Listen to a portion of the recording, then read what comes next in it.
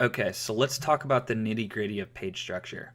First of all, you want to structure your website with the top category pages in your navigation bar. Now, these category pages come from when you set up your Google My Business account and you listed the category that the business is in. Now, I'll show you an example in a second, but each category that you listed there is going to be a separate page on the top of the navigation for the website. And then underneath each category, you're going to silo them.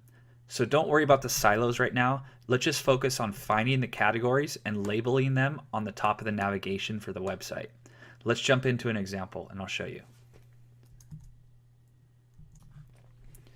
So with this diagram I put together, let's just say this is your website.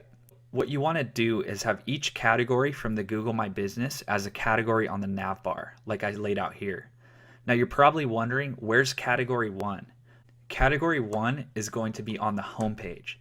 So the home page is going to have about 300 to 500 words of unique content for that category. Now all the other categories, you're going to be able to click on the navigation bar and go to them. They're going to be very generic and they're not going to have the city modifier in them. Remember that. So when you're structuring your navigation bar, you're just going to have home page, which is your first main category, category 2, category 3, and so on. Now let me show you where to find those categories.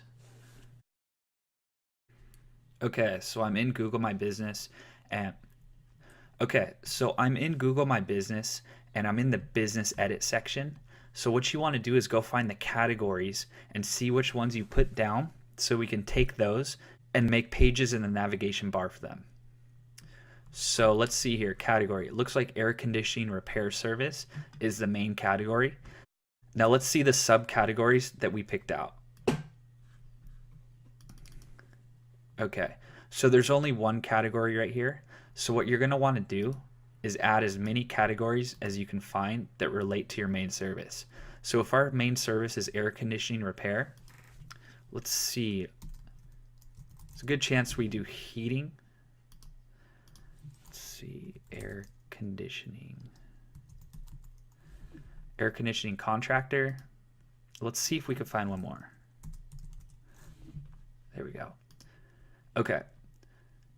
So now this account I'm editing is just a dummy account, but let's just say this is what you were going after, is an air conditioning repair service, and you have 4 categories right here. So what you want to do is select your main category and you're going to have content on air conditioning repair service for the home page. Category 2, category 3, and category 4. And these are going to go across your navigation bar and you're going to have content for each one of these keywords on each page.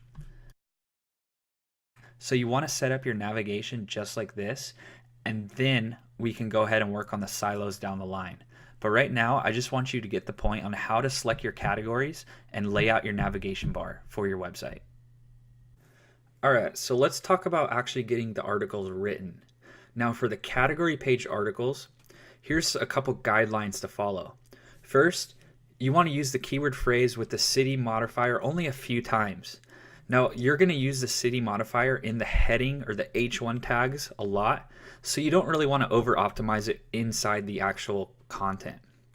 Instead of just using keyword city, try to make some variations of it, like keyword in city, keyword around city, the city's best keyword. Don't just stick with keyword city, because that's obvious, and when Google goes and scrapes your site for grammar checks and all that, it's just going to look really awkward. And also with the keywords, you want to underline the keyword once, bold it once again somewhere else, and also italicize it somewhere else on the page.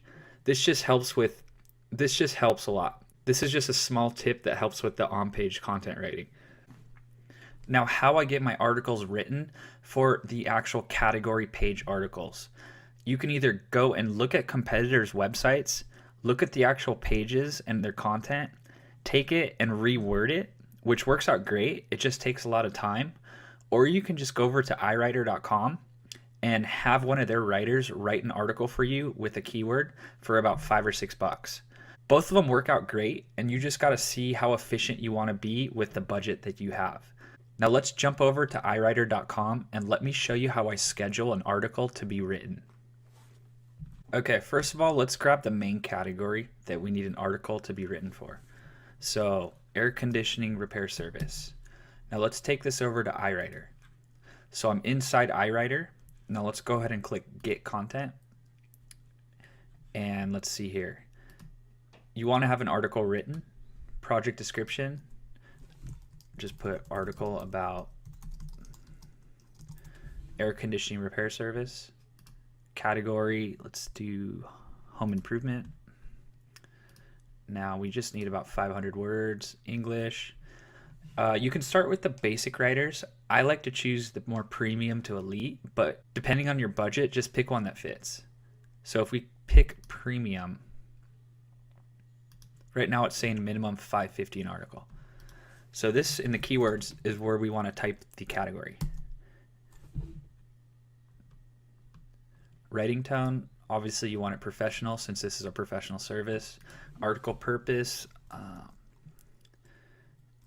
service page about air conditioning repair for a small business website. And they'll usually get the point about that. Special instructions, just put used for a small business website. And let's just go ahead and submit the project. It says here, price your article. Oh, okay. Let's just go ahead and put 550. Submit the project. And it says here, when an article is written, you have 72 hours to manually review the article and approve it or reject it. Okay, let's click OK. And bam, the article is in the system and someone will go ahead and write this article up and we can either approve it or reject it and have them rewrite it until we like it.